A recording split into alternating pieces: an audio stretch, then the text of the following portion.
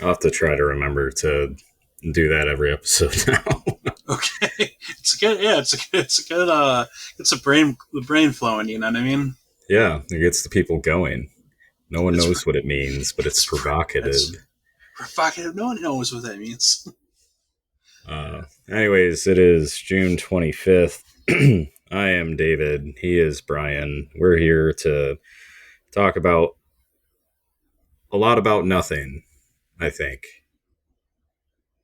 Something like that, I guess. We're just kind of a little hodgepodge this week. We haven't seen each other or heard each other's sweet voices. We haven't kissed the homies goodnight, as it were, in a long time. So I'm excited for this episode.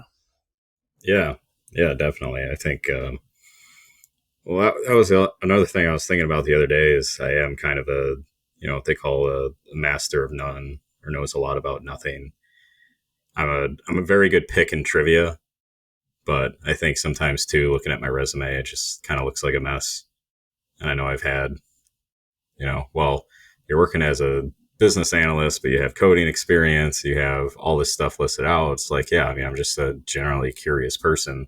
I think if anybody were to actually go out and learn some of these things, they might also find that it's not that difficult. And doing things from a high level is just kind of what I like to do. I like to learn. Like, is that such a bad thing? I don't know. But I am kind of a master of none when it comes to trivia or whatnot. We had just remembering old, just weird questions. Like I got an answer right when the answer was the artist Less Than Jake. What was the question? It was something about songs, and I think it was bands that started with the letter L. So there were 3 or 4 bands, and then that was kind of the trick, not like a trick question, but one that was supposed to, like a stump question that a lot of people weren't supposed to get. And they just look at me and just, Less Than Jake. They're like, really? And I'm like, dude, like, I don't know how to explain this to you. I don't really want to go into why I know this. I just listen to a lot of music. Just put it down because, like, just don't even think about it. I know there are times where I just put out an answer at first and think that, and say, this is my guess, and we go with it, and I'm wrong, but I am confident in this one. Yeah, I'm. Most of the time I'm a dum-dum, but this time I got it in the bag. It's always great comedic timing, too. I think with characters that are kind of comedic relief or whatever, and they sometimes just have like this deep interpersonal knowledge or, experience with something. Just like if you, had a character on a sitcom that was mostly like comedic or whatever. And I think I'm failing to find examples, but there's sometimes when they bring them around their friend group and like they're the smart ones, like they're the knowledgeable ones, and just like their social paradigms just shifted. Yeah. It's like hanging out with fat people to make yourself look skinnier, kind of mantra. Not that I've ever done that. No. I think it's more about being kind of like a social chameleon. Because I think about that sometimes too with in regards to me and like the different people that you hang out with, and you kind of have a understanding of you know joking around, or some people are like more serious, or you kind of act a different way around different people or different groups or whatever, because you kind of have a little bit more of an understanding of kind of the intergroup dynamics or what have you. And then to kind of see that if people have somewhat of an idea of who you are, but then kind of see you acting different around different people, not in any bad way or what have you, but just kind of being that sort of social chameleon, as it were. Got it. So you're like that Tom Segura joke about Steven Seagal having to be the expert about everything when he was on his TV show. When you find out that Steven Seagal is an appointed sheriff's deputy, and he's just like, every time he's in front of an Asian, he'll bow. He go over, dab up a black dude, like, hey, try and make up facts about helicopters. He's like, they call that helicopter a Skippy, and they're like, why? Because it goes skip, skip, skip, skip, skip. It's like, No, that's bullshit. That's bullshit. yeah. Uh, no, it's like, imagine, somebody that's like highly professional, like somebody that you knew from work or something. It's just Yeah. always, like has a real demeaning personality, or not demeaning, but like domineering, and is so business focused all the time, not really approachable.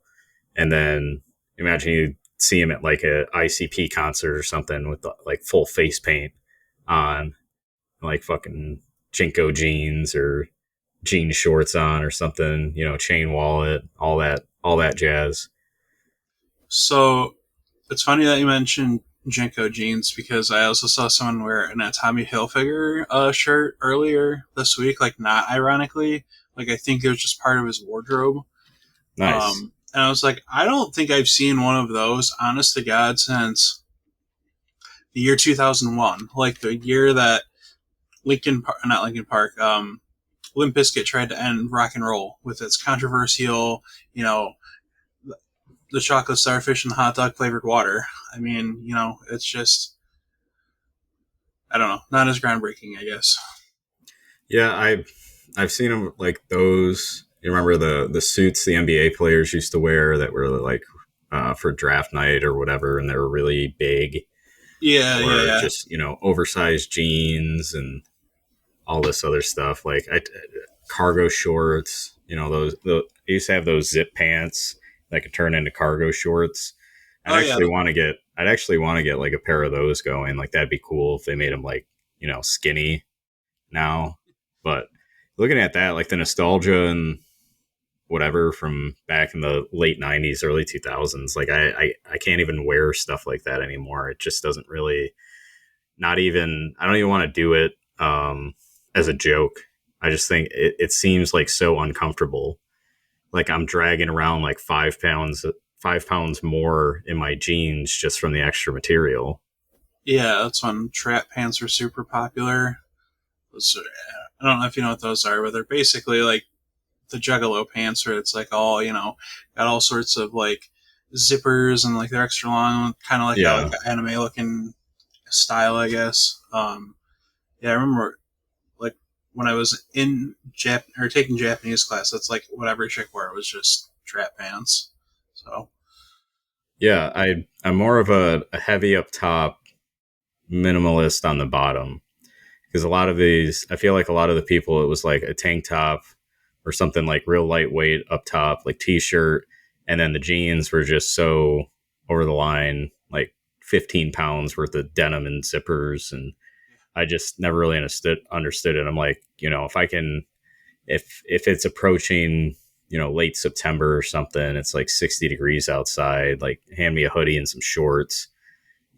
I'm much more inclined to do something like that than I am, because they're going out in summertime with these giant jeans or whatever, and I just can't imagine it. Like my legs sweating, and then the inside of the denim getting wet, and that extra weight. yeah, plus the obnoxiousness of if you walk like in a puddle and like it just No, soaks up, and I just always felt that, especially like around Berkeley, because it's like basically built on a swamp. That's where I live. It was, there's never a shortage of like somebody wearing those type of pants, and then there's like a water stain like up to their ankle that won't ever come out again. oh yeah, it's terrible. And wet socks are probably my biggest pet peeve. Walking around in the house, you walk in a puddle or something. Back when we had dogs and they weren't potty Oh trained yet, or somebody, for some reason, the ice maker, sometimes ice gets stuck and it's in this weird in between area and it'll melt, and then there's a puddle in front of the fridge, and I'm walking yeah, around during the day. But even when we've been doing the lawn, trying to like oversee the lawn and put some fertilizer down, because the front and back lawn, a ton of divots, ton of ants and whatever. But when I go out in the morning with the dew, or since it rained earlier in the morning, I'll have to put on, I've got a pair of boots that I put on just because the wet grass that gets on top of your shoe and then it gets the top of your sock wet, or your shoes are wet and they take forever to dry. I just can't stand it. I That's why get I it. don't that's why I don't shower. What? No, okay. It's like I was trying to. You're just like, I'm in the bath and I've got garbage bags duct taped around my feet, just trying to season them like a cast iron skillet. Yeah, there you go. Age them like bourbon, right? But in your Yeah, shoes. barrel aged from my Nikes. Actually, back to the nostalgia thing, I do want a pair of Air Force Ones. My mom threw mine out a few years ago, and I'm still pissed about it. Oh, gee. Probably right around the time that's when they were at their peak price. Every shoe Well, they're just went hot, super hot. yeah. Well, actually, they've been the top selling shoe. I don't know every year, but I remember maybe this was 4 or 5. 2019, or maybe before that.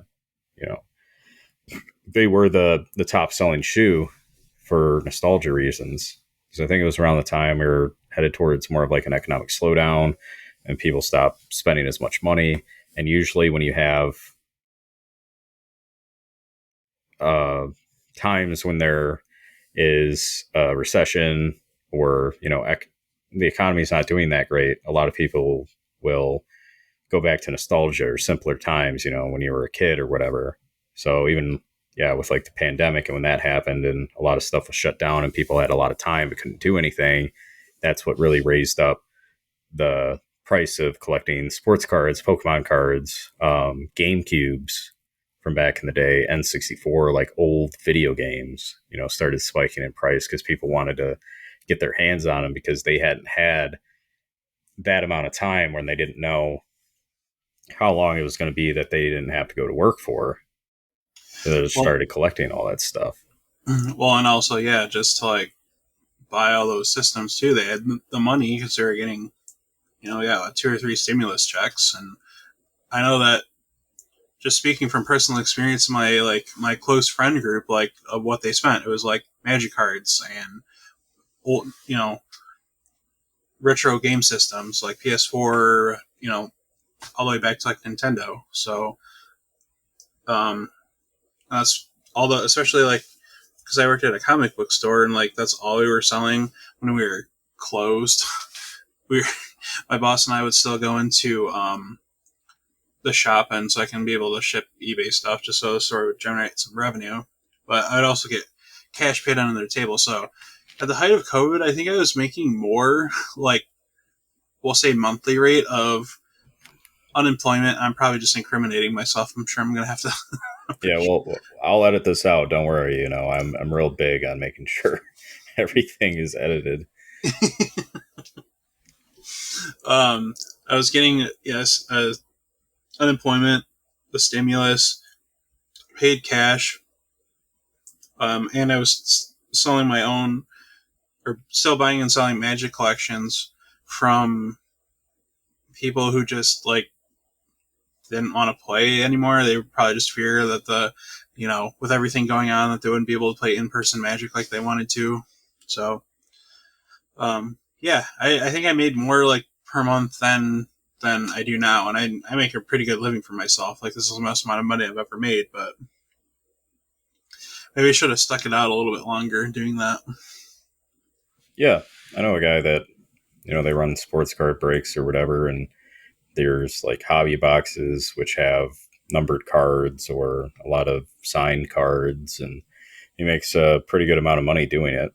But it's only because he's the supplier. The people that gamble on what's going to get pulled in a box generally don't make that much money, or they tend to lose money because it's effectively gambling in a different facet. Yeah. But yeah, a lot of that stuff that just kind of blew up. I wonder too with what was the concurrent player counts on, say, World of Warcraft when the shutdown happened? Like, did they see a spike? I'm guessing they seen a pretty big spike when it happened, or say RuneScape or something like that. Yeah. Oh yeah.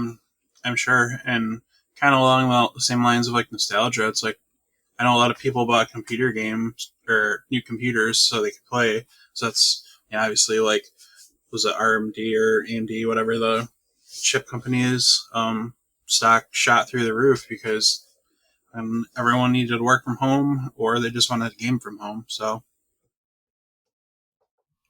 Yeah. Ugh. Yeah, I miss those times. I don't miss having an offer rejected, or not rejected, but having an offer verbally and then the shutdown happening 2 days later and keeping me out of work for however long it actually uh, came to be for. But yeah, those times, generally were a lot simpler and really helped out with like DoorDash. Kind of got their footing more. A lot of people were just ordering food because they're at home, or if you were, say, renting a place with a few friends, you get together and, what are we going to order for food and all that jazz. But yeah, I mean, nowadays life's still pretty good. But yeah, I think, I don't dwell on kind of simpler times anymore to like try to keep my focus on the future and everything. But, sometimes when I do think back and like, yeah, I mean, that was a lot of fun, but we'll never, hopefully never get something like that happen again. Because I know even with a lot of people being out of work, and for me it was fun, but I know the health outcomes for a lot of people weren't that great. yeah, a lot of a lot of people had a lot of time to drink because liquor stores were considered essential, so they had to stay open. So people, just were buying out with like through DoorDash or what's the other, like Grubhub or whatever, or Uber orders. Yeah, they were like just. I think my liquor store buddy said that like that was the most amount of money he made like in a year was during like the COVID shutdown where everyone was just getting plastered in their homes. Mm-hmm. So he's like, yeah, I miss those times. I used to have a pre-order case of like some allocated whiskey and it'd be gone like by the end of the day. Like it was amazing. So um, yeah, but yeah, it was not a time I want to repeat where between political divide of like everyone and just you know the science experts, right? Like everyone had an opinion about it. Like that's the thing. That's the things that I don't miss about it.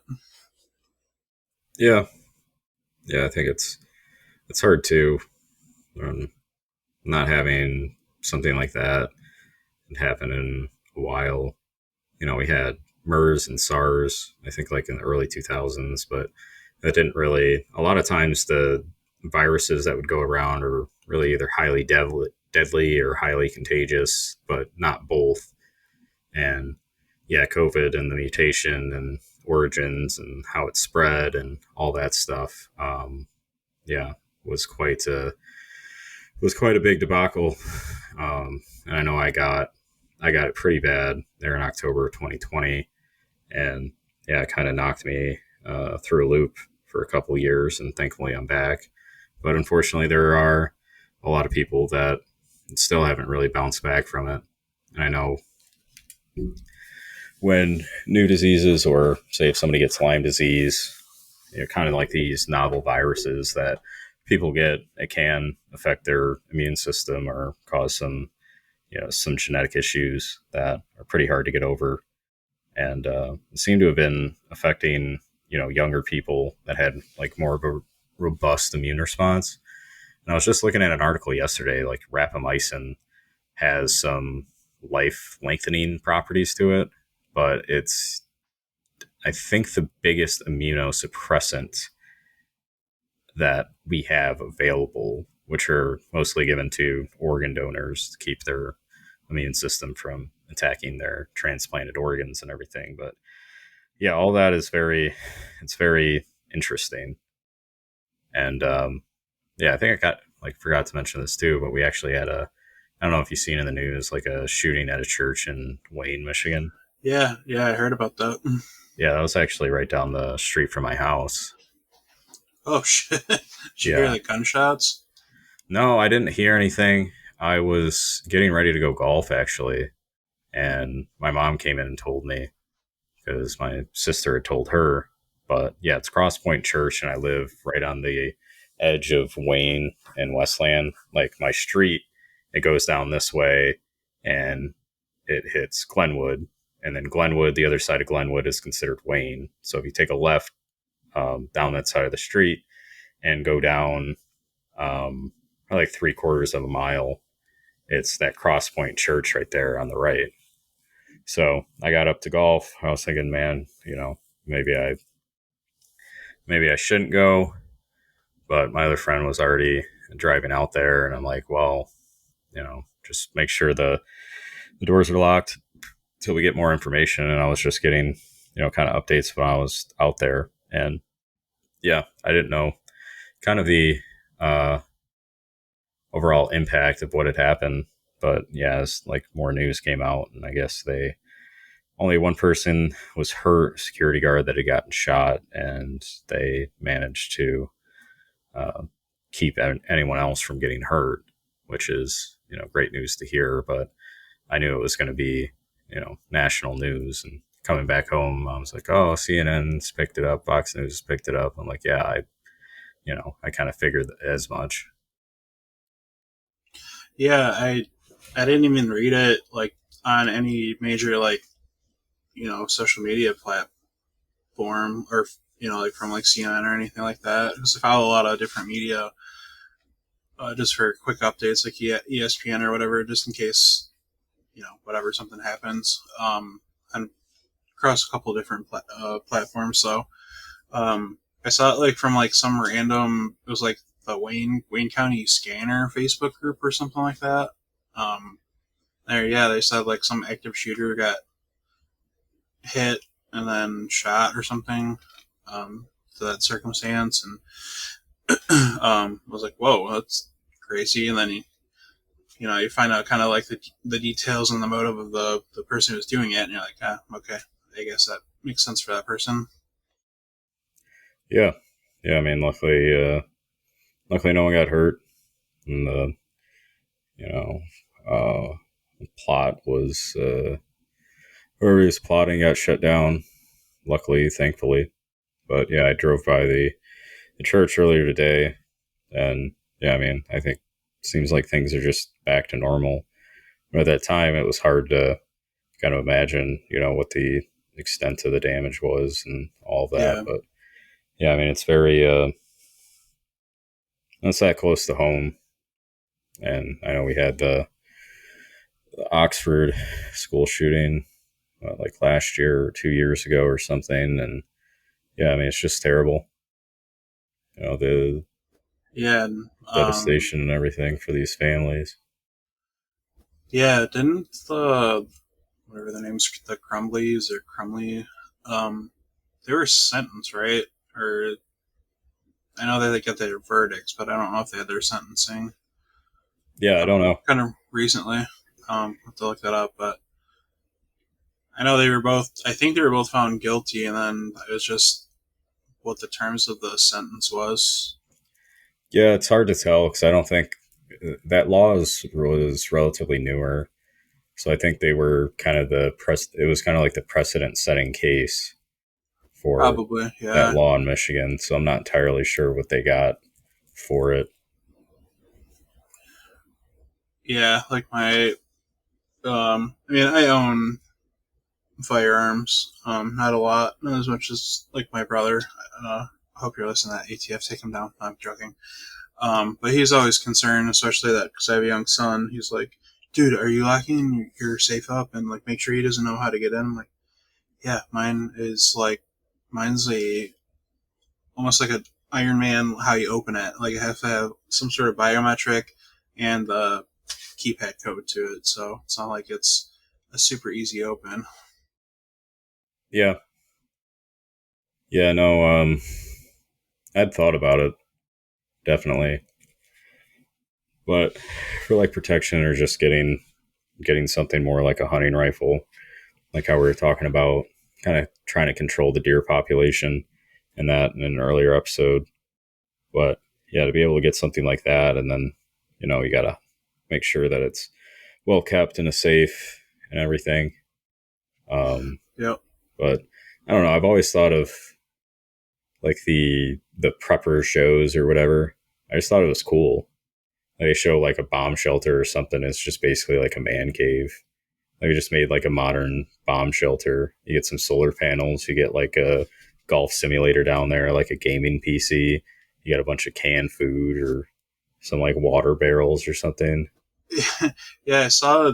I don't know if it was like the story was a newer one or if it was just like a repost of like something that happened like 10 years ago. But um, this kind of rich couple bought this fallout shelter from, I don't know, I think the original owner, and like it has like, it's so big that it has like a basketball court and a movie theater in it.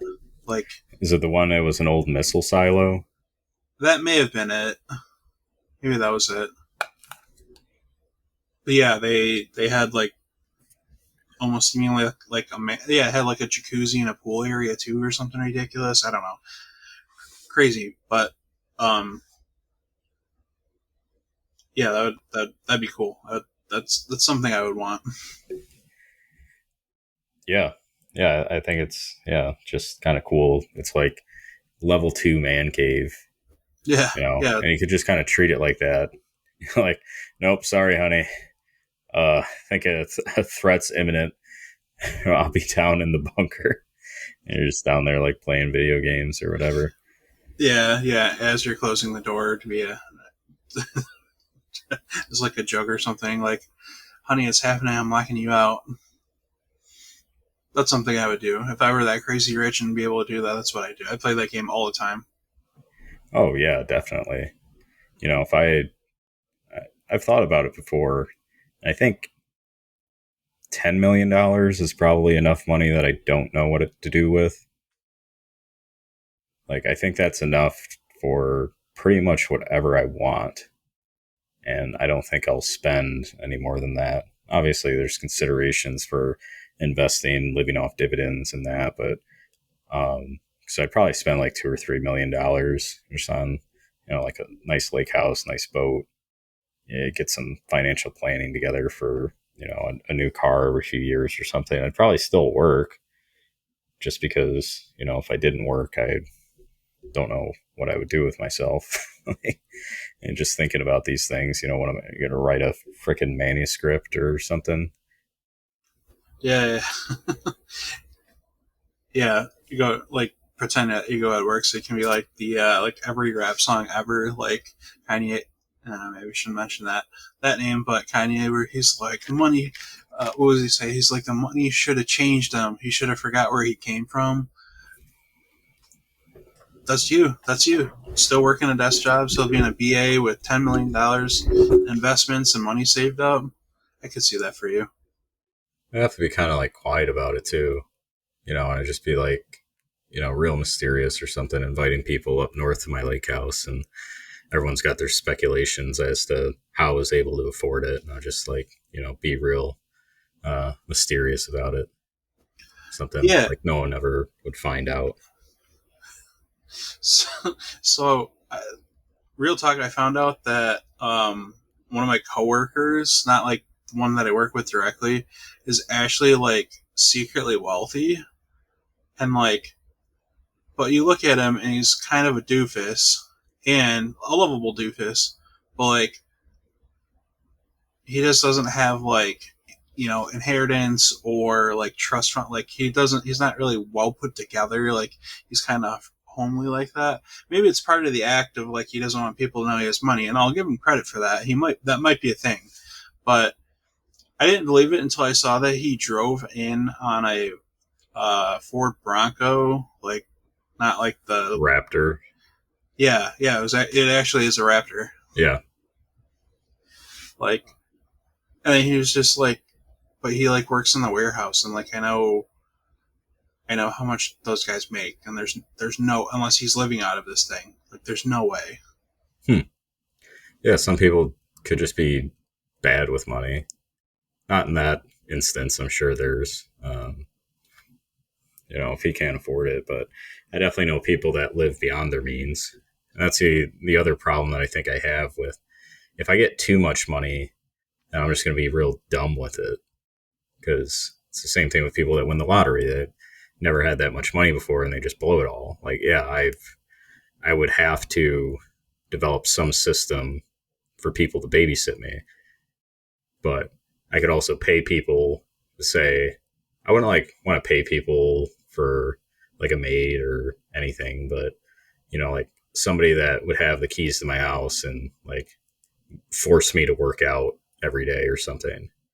Like, I think that would be a good thing for me to have, just that kind of have that structure. We talk about with not having not being part of a team anymore, not like actively working towards something. It's just, trying to get something together with your habits that you can do every day, and kind of like self-love and gratitude or whatever. But I just pay David Goggins to come and like beat me up until I get out of bed and go for a run or something. Yeah, yeah, but now like with that kind of money, like you're kind of talking like you're gonna be like a supervillain, like, and then you're just hiring like your do it all like Wreck-It Man. Like they work you out, they feed you, and they can also spot, some sort of tail like a mile away. You know what I mean? Like Yeah.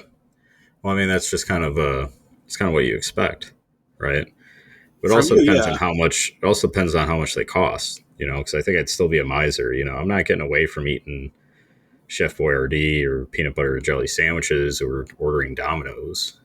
I don't think there's an amount of money that would make it so that I'm only eating like good food or quote unquote rich people food. But I think at that point I might have just more of an incentive to enjoy life, so I would start taking my health a little bit more seriously, because now that I have this amount of money, I have access to a different lifestyle that I wouldn't have had before. But then it comes down to hearing about these professional athletes, or these people that uh, had basically become ATMs for their family, and that's really the only interactions that they have with their family, is for them asking for money. So that's the other part of it to consider as well. How much of it do you have to hide? And certainly things change once people realize that you have all this money. fair enough. Yeah,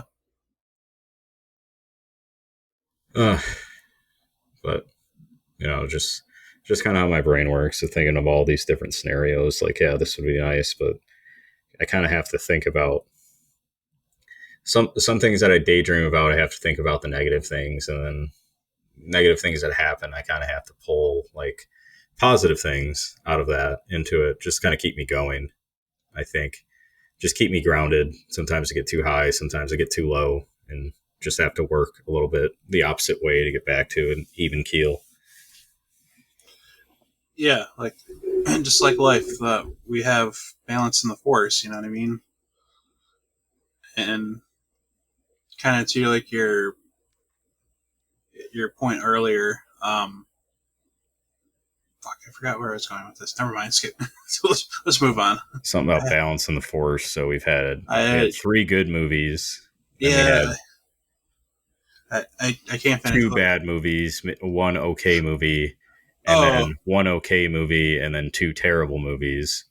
So we're at four, or we're at five, let's say four bad movies and three good movies and a few that are just okay. So you're saying eventually we're going to get a really good movie? I don't. I'm not good at math. Well, the um, original, the original, the late 70s, 80s, Carrie Fisher, um, God, what's it? Harrison Ford, yeah, yeah, Mark those are all Hamill. good. Yeah. Yeah, So three really good movies. And then the next trilogy, which nowadays people say they liked. I think there's a nostalgia factor to that, but the I third always episode of that was okay. and yeah. In fairness, the only one that I've ever liked, even back then, was Revenge of the Sith. That was the only one that I actually enjoyed, even when I was because that came episode 1 came out when I was 10, and then I instantly hated Jar Jar Binks. Just so annoying. And then the second one was them trying to phase out Jar Jar Binks but keep him in, and I hated it. And then in Revenge of the Sith, and he was like in it for like a scene. I was happy and I liked it. Gotcha. Anyways, yeah, just kind of long-winded joke. Didn't Yeah, really hit that well. yeah. Oh, that's what I was. Okay, yeah, yeah. Because you're thinking like you have to think about the positive of things and the negative things to kind of like balance out.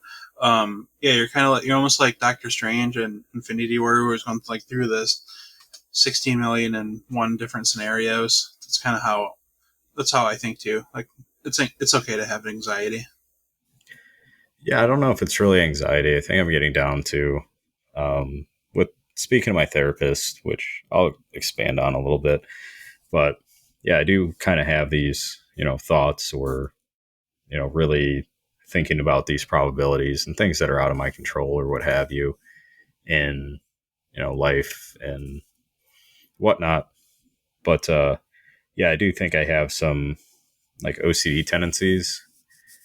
Like I just have kind of a tendency to spiral on certain things.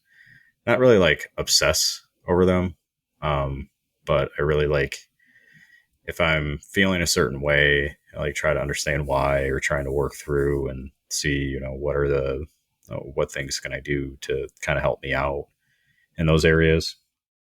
So it's like luckily with seeing a therapist and I can kind of put those things into a box until they're appropriate to, think about more and kind of work on things because the adage really is like I think for me at least over analyzing a lot of things and trying to take on too much at once. And I think the main the main focus is really just kind of on self love, self gratitude, giving myself grace, and that. And then moving more towards internal motivation as opposed to external. So that's what like she's has really helped me out, and that's one of the things that I kind of wanted to work on because I can be sometimes not too focused on one thing or try to take on too much at one time. And I've done pretty well in my work to be able to do that. But kind of outside of any type of structure, it becomes more difficult for me. And when my mind wanders, it can go pretty far, pretty fast, and jumping from different things. Yeah, I mean it's okay sometimes to get a good analysis of things. But yeah, and sometimes it's just recognizing when maybe it goes a little too far, and you kind of have to like reel yourself in, like you were talking about earlier with being even keel. So, um, but yeah, it's like when you get to over thoughts in the second and third and fourth thoughts, that's when intrusive thoughts start winning. So that's when you kind of have to start giving yourselves maybe a little bit of grace or backing up on this thought pattern for a second. Yeah, yeah. I think there's always like the competing forces and trying to find that balance, and really, really just being present. I think you can kind of match up what you've done that day or that week, or writing down things that you plan to do, things that you're proud of yourself for doing, and it really helps out in that sort of way. But we're working against habits that have been created out of childhood or that we've held with us for 30 plus years. So I think sometimes I feel like it's helping me to try to make these discoveries or kind of put them into practice or kind of like spin me out. Not exactly, kind of using my own mind as a guinea pig of, how, what helps me out when I think this way or I feel this way or what have you. But I think it comes down to, just kind of those experiences. And you're always faced with not every day is going to be easy. So where are you at when the days are hard? What were you able to get done when the days were easier? Is it better to get done things when the days are easier? Maybe you've accomplish 4 or 5 things when a day's easy, and you feel good about that. Maybe some days when the days are hard and you have 4 or 5 things to get done and you manage to only get done 2 of them, maybe you feel better about doing that than you do on the good days, because those, I think, they're really the test of our willpower and our motivations and everything. Insane, if because yeah, not every day is going to be good. There's going to be things outside of your control that are going to affect you, physically, mentally, or just kind of take time away from other things that you want to get done. Um, but yeah, I think the good takeaways are there. You're like thinking about, what kind of a person am I? Because I think it's easier to show up for people when it's easy. It's harder when it's hard. It's harder to have those difficult conversations or to really be looking out for somebody or there to help when you're not doing so well. But yeah, I think just kind of those takeaways and really feeling good about yourself internally is something that I hadn't done in quite a while. So sometimes it works to the effect of, when times are bad, I don't think about that as much. But when times are good, I definitely think about it less. Or if I am doing good, I think about that less. I don't have as much of a feeling of accomplishment as I do for, feelings of shame, especially when things happen that are kind of outside of my control. Yeah, for sure. It's easy to get stressed about things that are out of our control, just as kind of maybe an excuse to be justified in our feelings. But it's that's not healthy. So it's kind of just taking an extra second to think about maybe your reply to someone or your body language. But there's always things we could probably do better that's within our control. But when we start worrying about you know what another person thinks of us, beyond what when we try to present our try to present ourselves in the best way possible, we can't control how they're going to react. We can only control us and our delivery and our appearance. It's like, really any job interview, if you're going on a date, you kind of just leave everything on the table. Uh, maybe some examples of this are better than others, but um, you don't necessarily have to dress up like in a suit to have a winning attitude, but you have to be comfortable in your own clothes, being comfortable in your skin, or vice versa. Um, that's how I've always approached every interview. That's how I've approached every date, or even meeting like new people. I always try to give the best impression, even if it's just me being a complete goofball. But you know, I've been putting in more of an effort to be in my son's life, and to be a great dad. I am not always successful at that, but at least I am putting my best foot forward to step on and improve as that person, or to be that person. Again, it's always you're never going to be a perfect person, so it's kind of just working towards your strengths, and sometimes it might be just a bit of trial and error, but until you get those experiences, you don't really know what to do. But it's just something to build a foundation upon.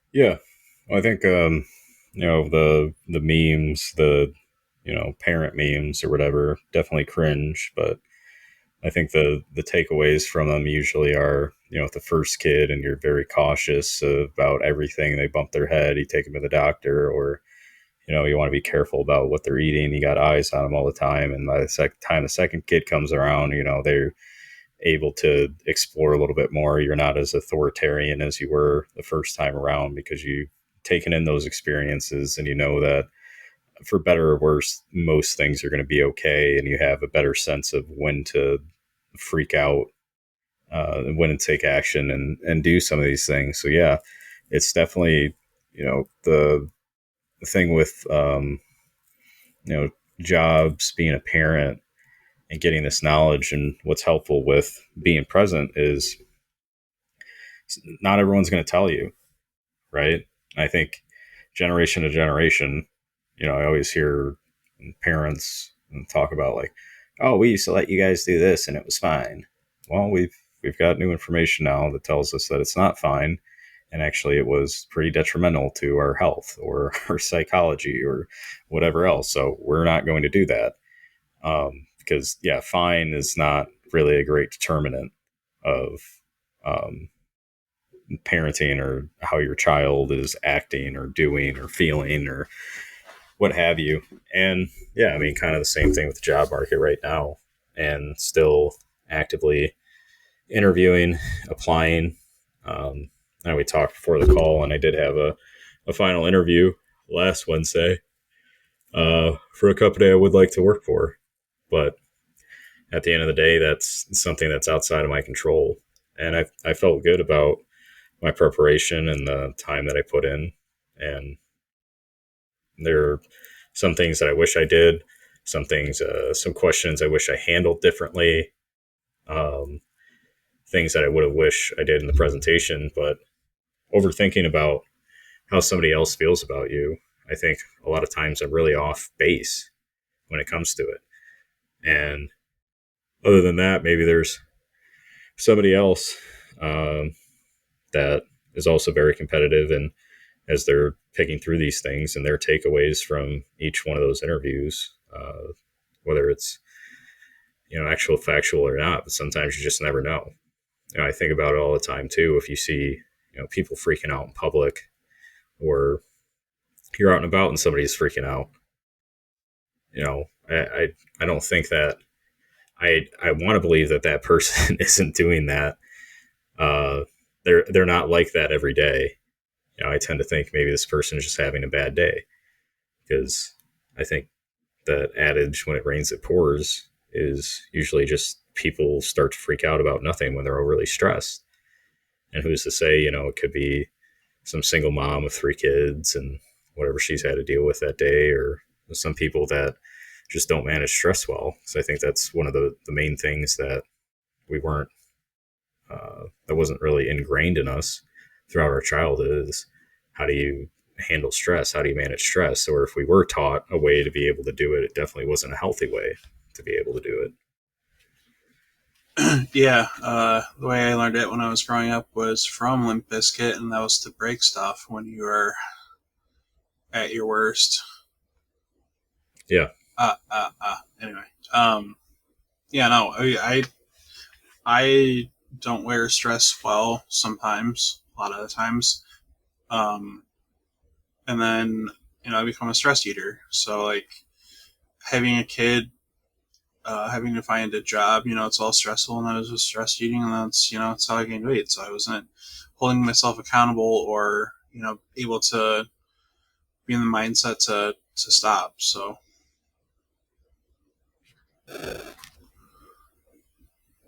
um,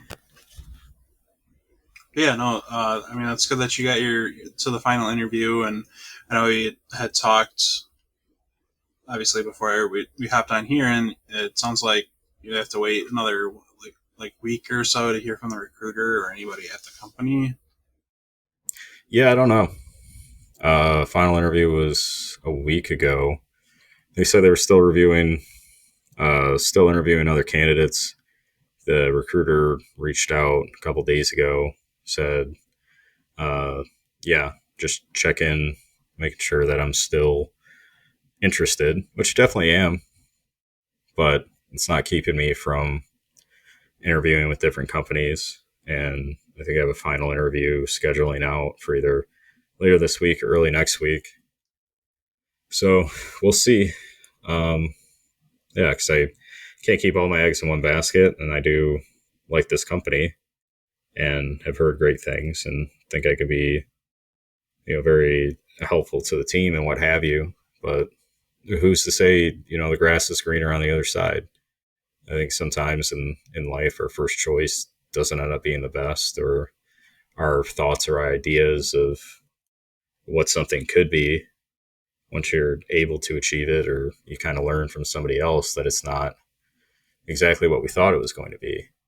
And that's kind of one of the things that I don't enjoy so much about the interview process because it kind of comes down to not really understanding or not really having.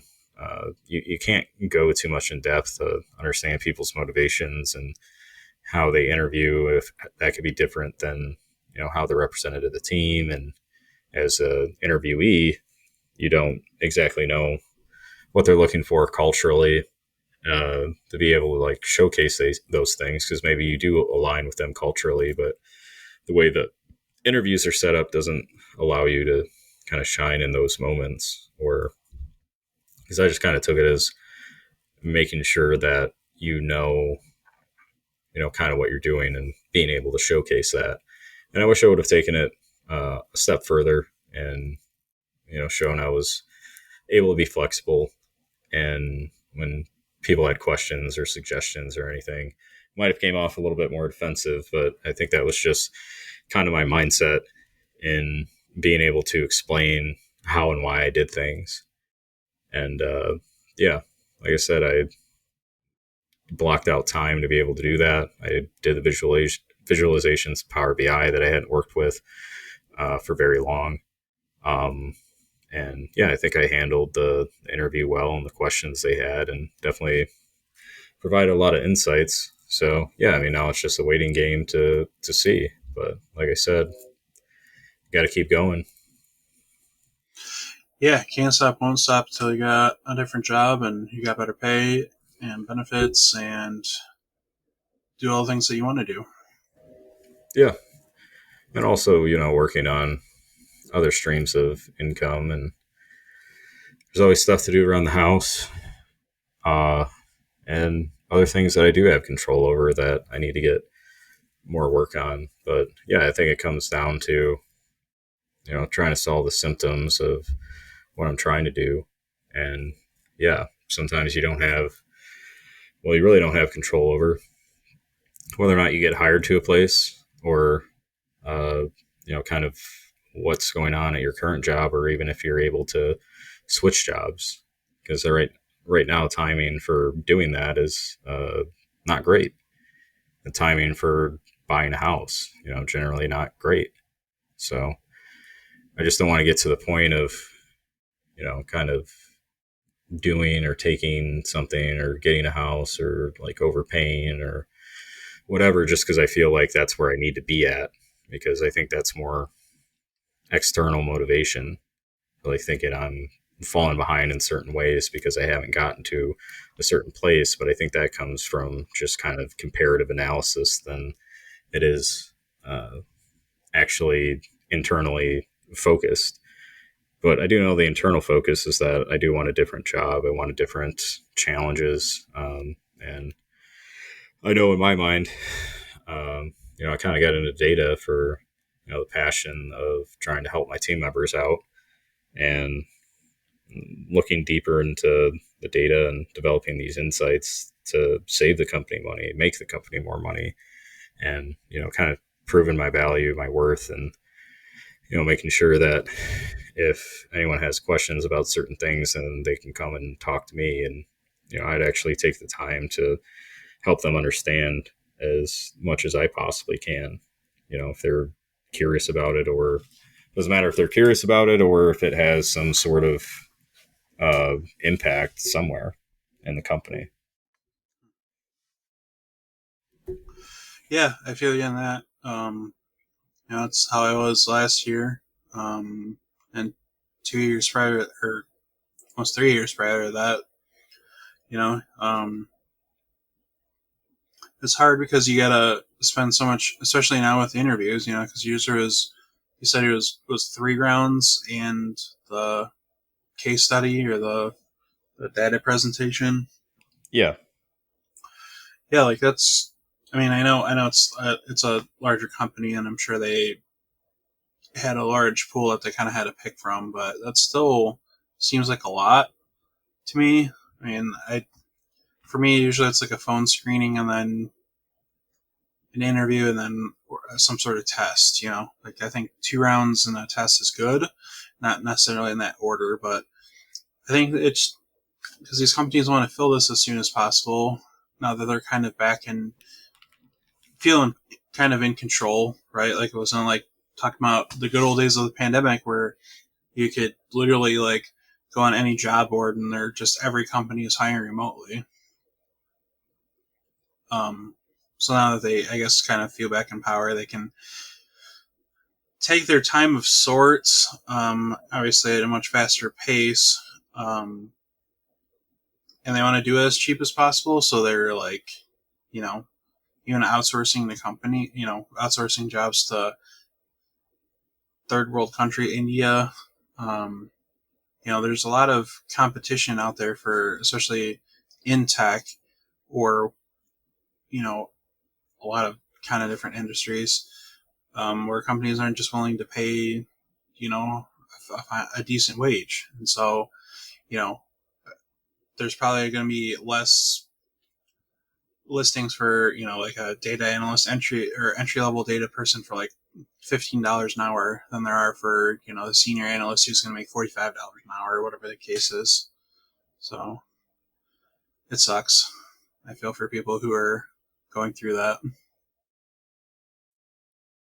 Yeah, and it's just the way that the timing is, and the way the game has changed a lot over the last few years. Because you had the introduction with AI, you had employers taking that power back, and really during the big boom of the pandemic of having access to money that wasn't attached to very high interest rates. So these companies that had plans and had projects lined up that didn't have any throughput, and subsequent years after that of kind of getting rid of these people that may or may not have actually ever done anything at the company.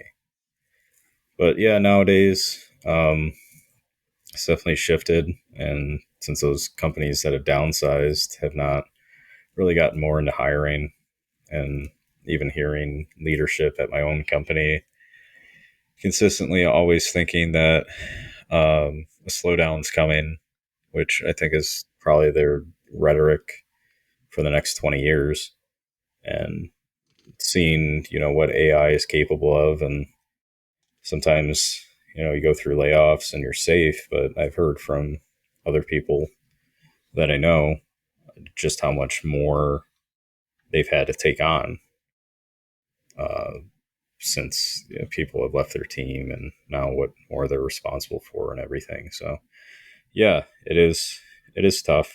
It is a tough market. I'm grateful for the position that I have right now. I'm grateful for my mind when I'm able to really focus in on something, because I know I'm pretty much capable of learning things from a high level at any particular facet. But yeah, I mean, it just kind of comes down to who's the best at showcasing it, who makes the interviewers feel the most confident that they've made the right decision. Because yeah, I mean, it is expensive for these companies to conduct these interviews, because they have to take time to conduct them. They have to take time to go over them and meet and deliberate and come to a decision on all of this. And at the end of the day, if you make the wrong decision about it, that could be detrimental to productivity. And I think we pretty much all know people that we work with, or people that heard stories from other people of um, somebody that just does not do very well at their job, yet they've been there for however long. Yeah, yeah. So, anyways, just got to keep going. You know, Stuff happens, whether it's good or bad, and you just got to keep going. Sometimes you don't get the job. Sometimes you get $10 million somehow, and you like to plan out the bunkers and the lake houses and everything, but the other detrimental effects of kind of how you handle things. So hear it all the time. It's a lot less of what happens to you, but how you react to it. And I think that's just life. You're not everything's going to be sunshine and rainbows, especially around here lately with all the rain we're getting. But just Yeah, got to no kidding. keep on keeping on, man. That's right, man. Well, I if I said anything negative, I apologize. I will. I hope you get the job, and it sounds like a great company to work for. Yeah, yeah. Hopefully, I know. Cheek's been my friend Eric has been pretty helpful with that. Has he followed up with you at all about the website, or he kind of just stopped talking once it got finished? Yeah, he hasn't really said anything about it. I don't know if he needs anything, but I don't think that I. Maybe I do have his number, but I'm kind of at the point where it um, if anybody needs me, I'll kind of just on as a do it as like a I don't know side still as a side job. I just won't really be advertising it. Just if people, just send them my way. But um, I just don't really have the time just between my family, my trying to keep my son occupied this summer, and so everything I'm going on with my dad. I just don't have the time for it as much as I want to be able to dedicate. So effectively kind of killing my side business for now. Yeah, and that's okay. It's okay, Brian. It's okay.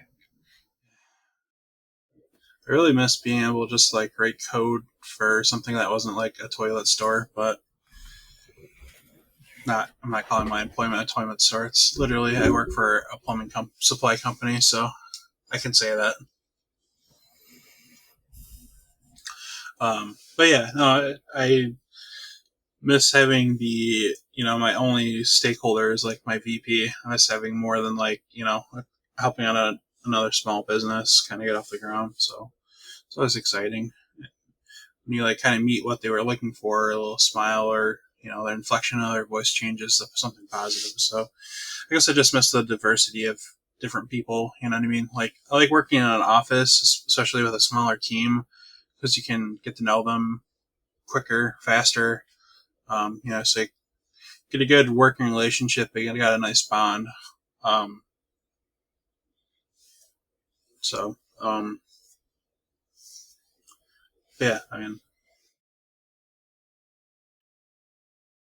I forgot where I was going with this again. I've been really bad. I'm just been Yeah, you're a little rusty. We've been out of it. I'm a little rusty, but no, I think the ability to kind of showcase your skills, and at work, I think it follows along a structure of at least getting requirements, repeating the instructions based on those requirements, and shipping for approval, and then kind of just doing that again for the same time. Maybe the valve or something with the tank, maybe the tank on the toilet's a little bit bigger, so you got to change that. And the styling really remains the same and everything. So yeah, I definitely see it, and kind of like the positives of work is that it's more structured, and you know what you have to do, and it takes time. So that time that you spend and stuff that you learn, but outside of it, the kind of the same deal of gathering those requirements and wireframing and putting things together and kind of going back and forth, and uh, having that person be impressed with your work and kind of coming to that solution or resolution or whatever, and them finally getting a website. Yeah, I mean, it's definitely tickles a different part of your motivations and everything. So I definitely understand it. yeah, oh yeah, that's right. Um, but yeah, I mean, if you need something, you can reach out. But um, yeah, I haven't talked to him since God. I think when Buffalo or the Lions were playing Buffalo, so like early December, Gotcha. maybe literally the week before Christmas. Um, so yeah. What about you? Like, what? I know you've been doing a lot of gardening and um, just kind of more, I don't want to say choresy stuff, but maybe more home stuff. Kind Yeah, of. just helping my mom out fix some stuff that should have been fixed a long time ago. Between having animals and kids in the house and things that have been broken before that I really got fixed. So we finished up the flooring. We had to change out some of the vents. So, crawl through the crawl space for that. We just did kind of like the drop down to the basement, that little level before the stairs. Just did that Oh, floor yesterday, preparing to do the backsplash in the kitchen, and kind of talking through how we want to tackle that. I know she painted some of the kitchen today, just kind of like mudding up the walls on where the Brinks home security system for the 90s, where like those keypads and stuff are at. Um, the garden, yeah, it's coming together a lot better now. We're getting some cucumbers, some banana peppers that are growing currently. I've taken 2 cucumbers off the vine so far. I didn't nice. realize that cucumber plants and banana pepper plants, at least the ones that I've gotten, are they'll have like 10 to 20 of those vegetables on each one of them. So I ordered some like fermentation kits. I got to get some ball jars and pickle a ton of the stuff. But I'm currently at war with cucumber beetles, which is something that I didn't realize was an issue, but they're attracted to like pumpkins, squash, zucchini, and cucumber plants. It's like cold weather crops. Yeah, like the cucumbits, whatever that classification of plants are. And the problem is not with them eating things, but really that they spread this bacteria that causes wilt, and it will spread through the plant into like the vascular system and basically shuts off any of the like water from reaching the rest of the plants due to like the inflammation or whatever. And there's not a real good way to deter them. We looked up and seen that ladybugs would eat them. So I like Oh, joke that yeah. we're deploying 1,500 ladybugs to the battlefield to win this war against them. But I think it just kind of came down to we attracted the pests and we didn't have any of the predators that had shown up yet.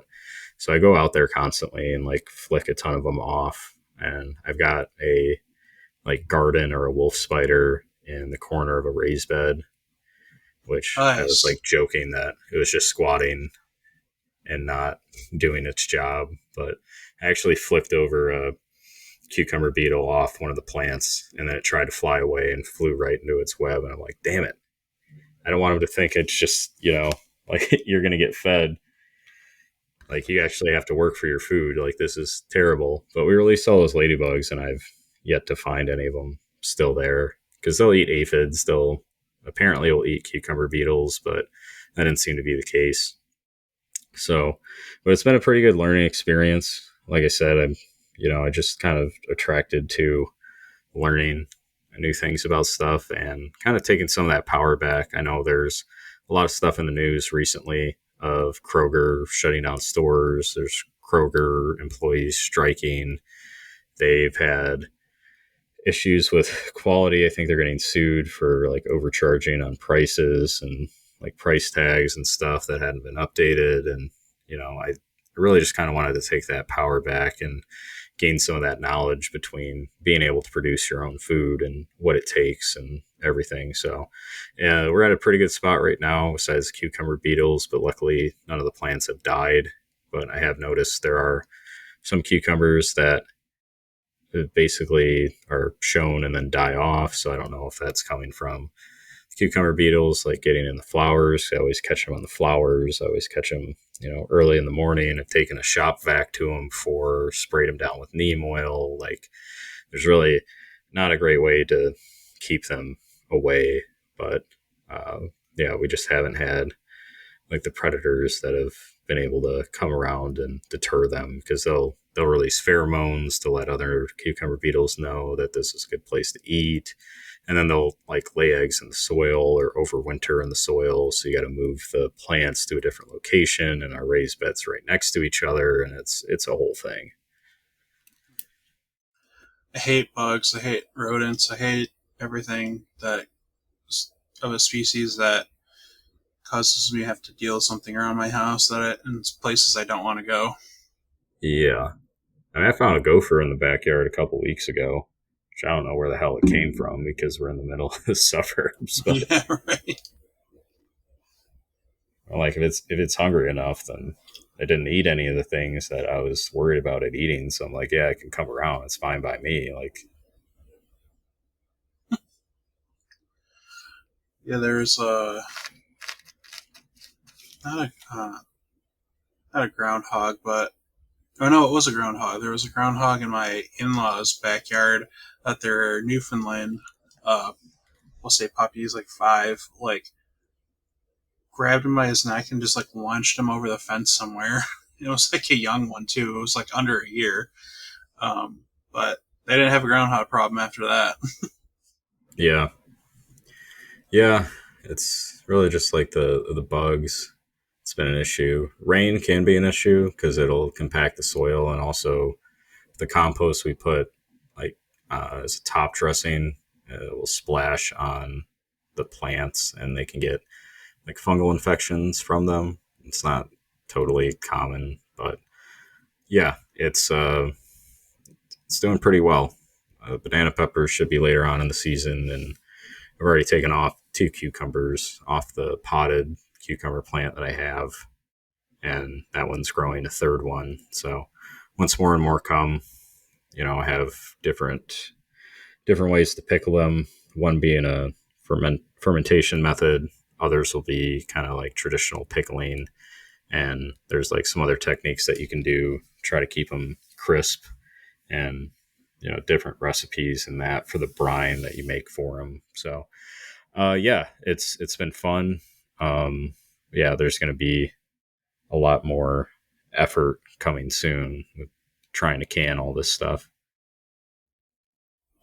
Yeah, I mean that's awesome. I'm glad glad and commend you for doing that because like I have a child and we should be doing that and we just don't have the time or capacity to do it right now. So we have 2 raised garden beds that we just haven't used in a couple of years. So um, weeds grow out of them currently.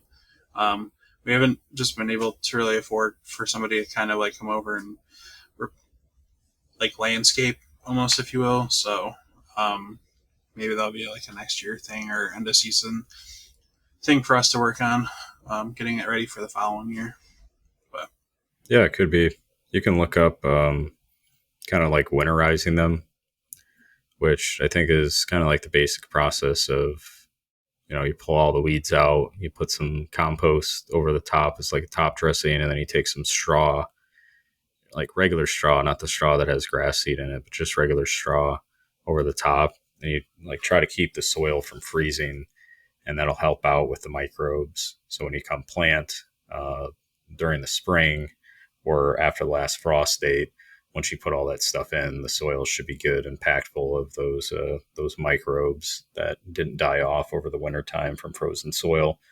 But you can pretty much automate it as well. There's like some drip irrigation things that you can do, and you basically just tie on like a little Y thing to the back hose and a timer and kind of like a pipe that you put underneath the grass that goes out into the raised beds. And these pipes that have little holes in them in each row. And then you set the settings to how much water that you want to go into them. But yeah, there's been a lot of learning about, kind of watering techniques, how much water things need, soil testing, your drainage, and soggy soil due to the rain, and trying to protect plants from the rain, and all this other stuff. Just like I said, just trying to get as much knowledge as I possibly could about the entire thing. So when it comes next year, I'll know kind of the ins and outs and being able to do these things. yeah, man, that's awesome that you. I mean, I remember you saying that you're like that. I really wanted to do that, and I was like, probably what less than 3 months ago, and that's impressive. The amount of knowledge that you've gained and dedication you have to it. That's awesome. Yeah, thank you. Yeah, I think it just kind of comes down to the cucumber beetles I had real no knowledge about, until I'm like, oh, I constantly find like new bugs that I've never seen before.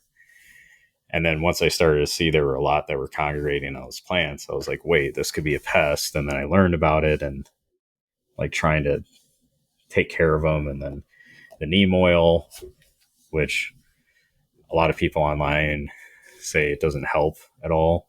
It could also be kind of detrimental to pollinators. So don't only spray at like a specific time. But I think, yeah, you really just learn by doing. I could have sat here and didn't do it this year and try to learn everything that I possibly could. But at the end of the day, it just kind of comes into context of you can learn, you can learn quite a bit without putting things into practice. But until you actually put them into practice is when you'll learn to find out about this stuff.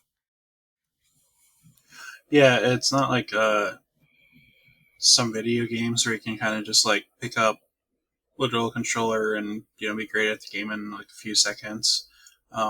It definitely takes a lot of as football players saying honing your craft. I don't know if I was going to say owning, but honing your craft, like perfecting your craft. Keep working at it. Like there are football players who are like superstar athletes, and they're like, I know that I could do better. Like I could have ran this route better. I could have, you know, got a better hand position for a tackle. Like there's just like a lot of different things, and especially with the advancements of technology, it's like you know they recognize that they can always do better in certain situations, but they're um, it's not it's but that comes from experience of just reps.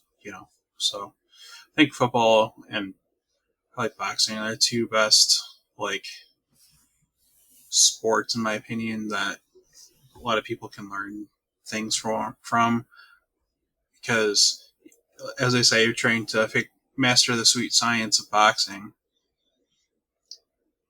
is like, yeah, it's a great workout, um, but it's also a great way to defend yourself, and it's a great way to get in shape. So Yeah. there's like a lot of different, I think, things you can learn from that, and just really just sports in general. Being part of a team, and your individual role, like you just knowing that you're putting the best effort forward, and kind of just work as a unit. Yeah, I think it comes down to, too, that there's always going to be added benefits for the things that you're doing. Like you had mentioned with boxing, it's a good way to get in shape or stay in shape. And the other added benefits of being able to defend yourself. And, I think it kind of plays too in life with the whole gardening thing. It kind of keeps your mind fresh and thinking about these things and trying to do the best that you can uh, with the information that you have and the resources that you have available to you. And yeah, I mean, sometimes it's not going to work out. Had some plants that died off earlier on, had a lot of plants at the beginning, had to give away some of them. And once you get everything together, there's going to be some things that you didn't really exactly think about. Or when it comes to jobs, if I find a problem and dig into it more, and I find two or three more problems that need to be addressed and fixed, or what have you. So really, just the openness to experience is an openness to learning and the further understanding, and kind of becoming more knowledgeable about certain things, and not really having that fear of failure. Because the more that you are open to experience and learn and things, then it becomes easier to fail. And I didn't like when I had plants that died. All right, well, I have to figure out why they died, keep the other plants up, because I can't just sit and dwell on this. Otherwise, the whole crop's going to die. And learning to just be okay with, well, we got cucumber beetles that do the best that I can to keep them away, but the plants are still doing okay for now. So there's not much else that I could do about it. And yeah, I think it really just helps with the openness to experience of not exactly like feeling better about yourself, but feeling better and, kind of down times. If I don't get this job, well, still got to keep going. I still got to, keep interviewing like I am currently, um, and still have to apply myself to my own work, even though I'm less motivated to do so because I'm feeling like I've got one foot out the door. So I know that's not right. Or when other things are happening too, like we spoke about earlier, well, you still got to get things done. You're probably not going to be able to get as much as you want it done, but you probably feel better if you get something done as opposed to when times are good and you're able to get a lot more done. And yeah, it's kind of just that change in my mindset, whether it's being a social chameleon or change of mindset as to what's currently going on in your life and what you're dealing with. And I know you've had kind of stressful last few weeks with your dad and um, with your job and everything else. So yeah, just kind of not only open it to experience, but open to resetting your standards or reevaluating your standards. Yeah, I mean, I wish I had more time. Like, I wish they would figure out a way for us to not have to sleep, regenerate that brain power that make whatever makes us feel rested. So I wish I had more time to make more money. I mean, I'm sure everybody does, but the reality is that my parents took care of me. They helped pay for my wedding. They've helped pay for expenses while I'm unemployed. They've been there for all my life. So why should I turn my back on them just because I need to make more money now, or at least the thought that I do. And yeah, just I mean, family is important to me. So um, it was kind of a rough adjustment at first.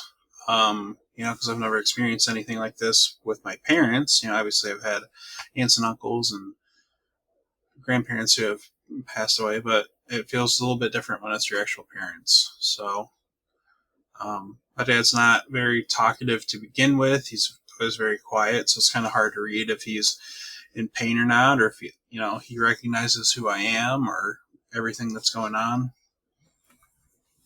It's kind of hard to sometimes process that all. But you know, he's my dad. What else? What else can I do? So I'm trying to give back and do all the things that I can with the amount of time that I have, and not sacrificing time with my own family. So Yeah, definitely. I think too, with your son and your wife and whatever, um, giving you extra motivation to go out and go do the coding boot camp and find a different job that allows you for the flexibility to spend time with them and the added financial security, like thinking about um, like your son's college fund or a nest egg, or if something happens to like save up that money too. So I think I hear a lot.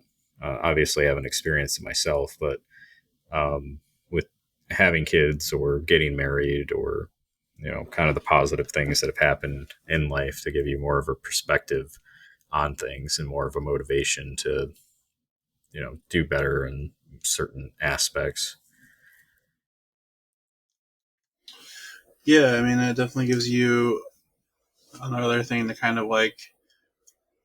On one hand, it gives you one more thing that you have to worry about, or it could be many Right. things, right? Like financial stability, making sure that your kid is fed, and progressing in not necessarily to society's standards, but you just want to make sure that he or she is getting the best of out of life, and things like that. So um,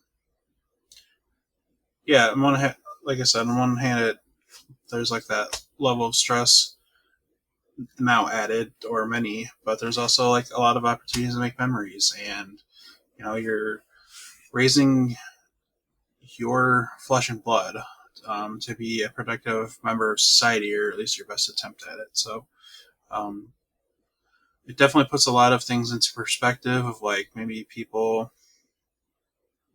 the things and people that matter most to you might change, or if you have a friend that's like violently against even the thought of having kids, It's like, do I really need that person in my life? Obviously, there are people, a lot of people now who are questioning if they should have kids or just not having kids at all. And like, I'm fine with them to make that decision. Um, you know, um, but I just want to be knowing that I'm doing a good job with him more than anything, as far as like a relationship or anything that I've ever done up to this point was to make sure that he has the best life possible. Yeah, definitely. Um,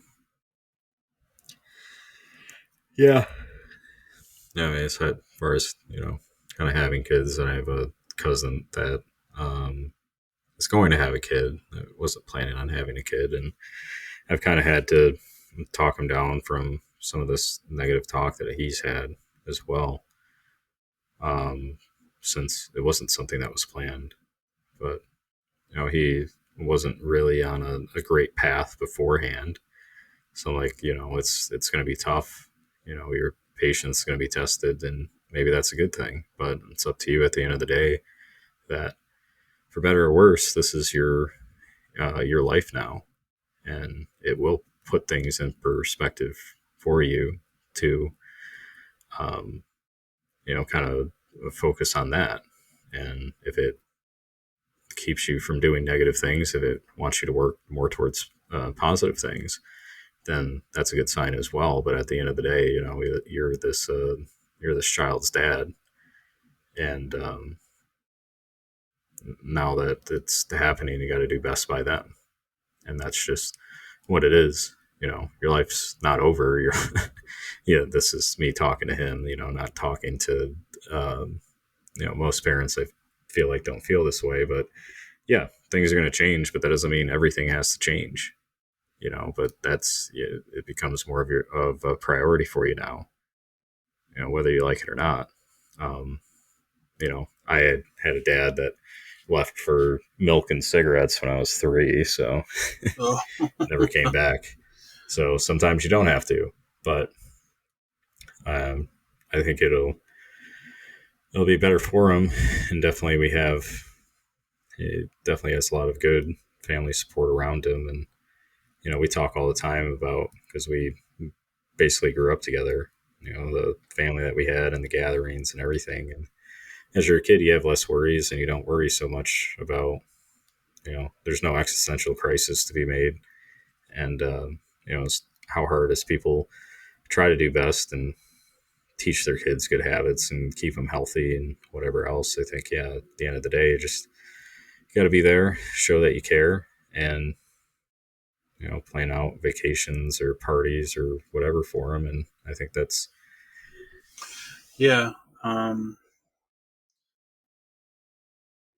it, as much as I want to like sit here, like, because on Sunday I'd actually played Magic with my friends, and that was the first time I had played in 3 months.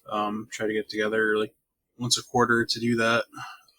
Yesterday or a couple of days ago was me getting together, but I wish I'd be able to do that every day, every weekend with them, but it's not in the cards. It's my first opportunity, or my first my first opportunity, like my first duty is to my family and to my wife and to myself. So um, maybe in the future when my son's older, a little bit more independent, maybe that might be able to be a thing more often. But until that point, day by day, this is how we're taking it. I can't really do that more than once every couple months. So it is yeah, what it is. I think it's like the Chick-fil-A thing. I only ever want Chick-fil-A on Sundays, and I can't have it. But Exactly.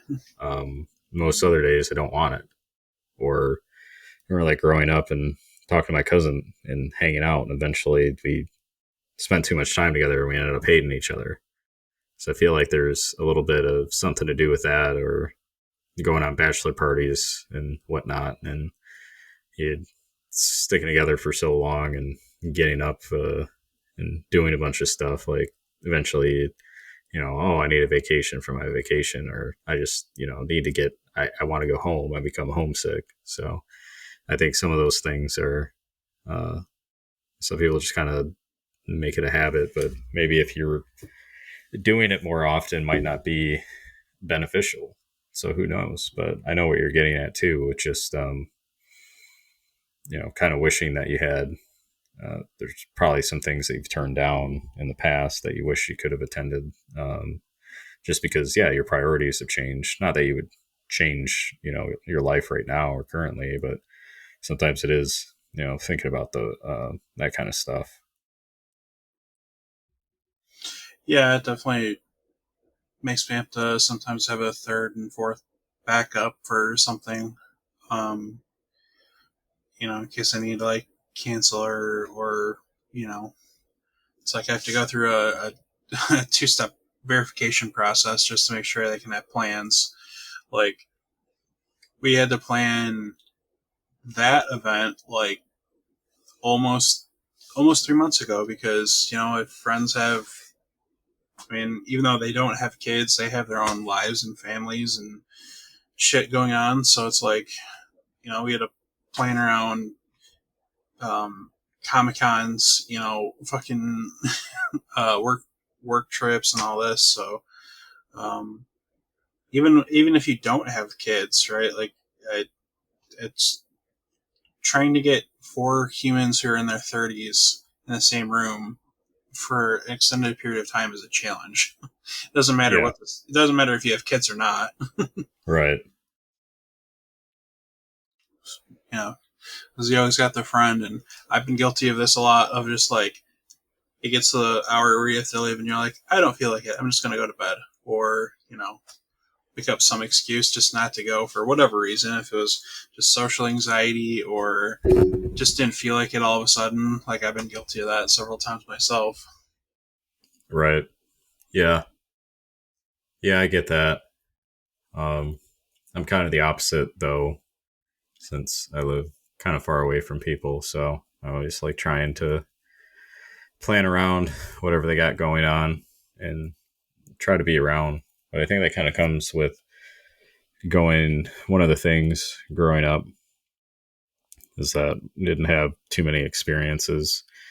Not that, I didn't grow up poor necessarily, but a lot of things that we got were more around like Christmas. I didn't have an allowance. I don't know anyone that ever did, but I had friends that, when Call of Duty came out in November, they had it, and I'm like, oh, we'll see you guys. I'll get it around Christmas, like, and things like that. But I don't really have too much of an issue spending money on experiences or going out to eat and playing golf or um, I got a engagement slash housewarming party coming up this weekend that I'm looking forward to.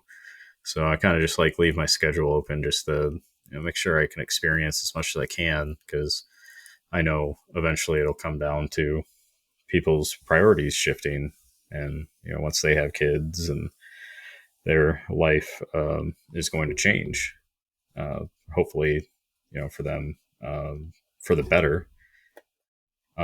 But that means, kind of leaving other people behind or not having as many people over or what have you, just because it is I think it's a bigger change that people don't realize, on a much larger scale of starting a garden and kind of how having to be responsible for that and take care of it and everything. And then you have a living human child that needs to eat every few hours or um, doesn't like to sleep at night or is fussy or what have you. So, yeah, I mean, I definitely I might see myself in the future, um, possibly, maybe, probably not having children, but yeah, that's kind of like another life thing. If you get a new job and all the things that come with that and the knowledge that you have to gain, you're not going to be exactly good at it right off rip, but you just got to learn and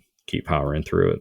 And having a child and having a garden or getting a pet or what have you. But I think it's what keeps us keeps us going, keeps us fresh, keeps us motivated, and keeps the brain. I almost said Brian working. I don't think I've ever heard a brain called Brian. I've been called Brian a bunch on emails. Yeah, it's the dang autocorrect. All right, well, we're at the hour 35 mark, so I'm pretty much tapped out. My brain not worky very much anymore. I don't know if you have any other closing statements. No, I am good. I